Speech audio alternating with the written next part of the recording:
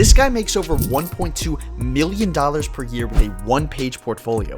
And these designers have worked with Facebook, Google, and Samsung. And this guy worked for Netflix and Omega. And in this video, I'm going to break down their portfolios to give you inspiration and ideas for your portfolio and to show you how to become a $1 million designer. The first portfolio we're taking a look at is DesignJoy, founded by Brett Williams.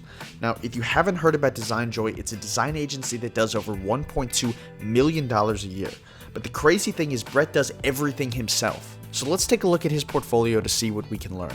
The first thing that stands out to me about Brett's portfolio is how streamlined it is. There's some really great curiosity building right away that leads into his benefits, social proof, and finally a call to action, which is to subscribe to his design agency. The other thing I love about Brett's portfolio is how fun it is. Everything is animated smoothly, the scribbles and the little graphics are really playful, and the whole website has a really smooth grain texture that feels really modern and makes the portfolio look more realistic. But the one lesson I really want to highlight about his portfolio is how clean it is. Behind all the colors and graphics is a really cohesive structure that shows off his expertise, the caliber of clients he's worked with, and it all leads effortlessly into one single call to action. So the biggest takeaway I have from his portfolio, which I think is a sales and design masterclass, is that a confused mind doesn't buy. So if you want to start a design agency, it's best to begin in one niche, doing one kind of design for one kind of clients, build up a portfolio that looks beautiful like this with a simple and clear call to action. On the complete other side of the spectrum is the multi-million-dollar design agency Spring/Summer. These guys are bold, they're contemporary, and everything they make is just stunning. They've been doing this for over 10 years, and in that time worked with American Express, the Perez Art Museum, and dozens more high-profile organizations. What I love about their website is how they use big, bold typography to build structure, and then shatter that structure at key points with videos or photos of their case studies. This is genius because when you set expectations and then break them in a design, that's where your eyes immediately go. So because of that, everyone naturally gravitates towards their case studies and they're gorgeous. And the big lesson that Spring/Summer taught me was that when you build a design portfolio, people are going to judge every aspect of it. And the truth is, often people are looking for reasons not to buy, so everything has to look amazing. When I look at most portfolios, the homepage is good, but the case studies, the methodology page, the contact page, that stuff usually has a lot less effort put into it, and that's costing you clients. The thing I love about Spring/Summer is that every part of their portfolio looks spectacular. It's unique, it's contemporary, and it really gives you a feeling that you know exactly what you're getting when you work with them. More than anything, that's what you want your potential clients to feel. You want them to be able to imagine all the different ways you can help them, and that's usually done with these case studies. So remember the golden rule of design: talk is cheap, show don't tell.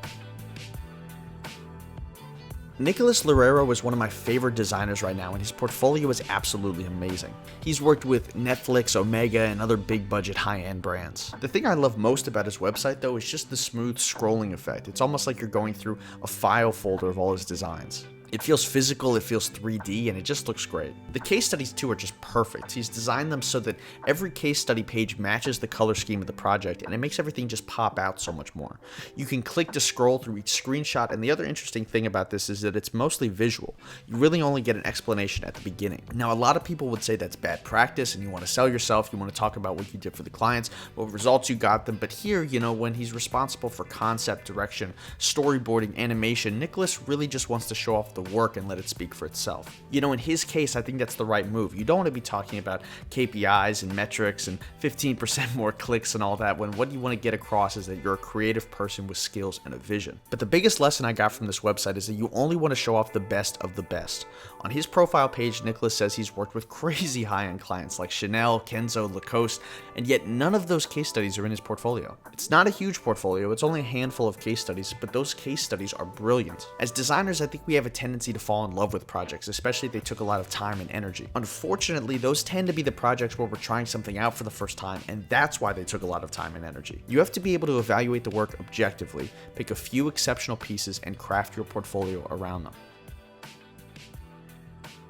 Clay is one of the biggest and best design agencies in the entire world. They've worked with dozens of huge brands like Facebook, Google, and Samsung, and if you're a designer, I think there's a lot you can learn by studying their portfolio.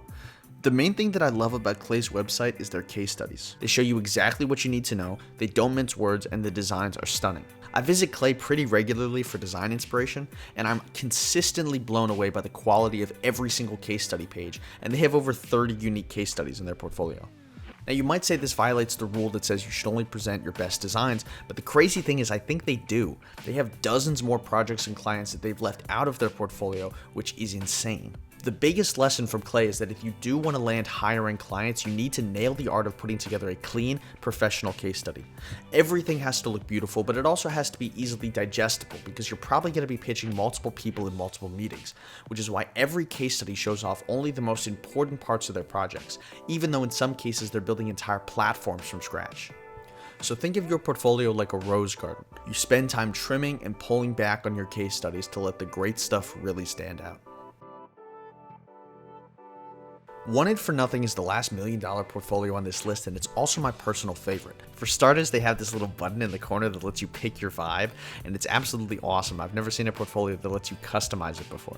And yet, everything about their website is professional, but with a real sense of laid-back fun that just makes it an absolute joy to be on. I love how smooth the animation is with this awesome ribbon effect that just makes the whole website so much more unique. Another thing I want to gush over is the font choice. They're using JW Sans, which is a beautiful modern font that just looks really clean. When you start to scroll, you can look through their case studies, and I'm really just blown away not only by the amount of work they do on each project, but also the fantastic presentation.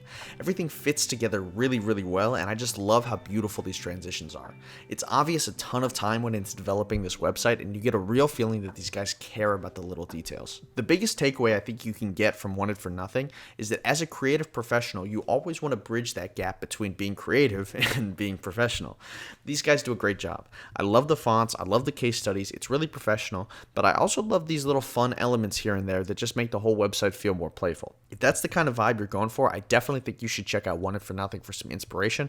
Their portfolio is amazing. So those were $5 million design portfolios, and actually a lot of them were more than $1 million, but before you go, if you're a designer struggling to get clients and want a second set of eyes in your portfolio, click the link in the description because I've just opened up portfolio reviews where I'll take a look at your portfolio and find ways that we can improve it to get you more and better clients. So if you're interested in that, click the link in the description below.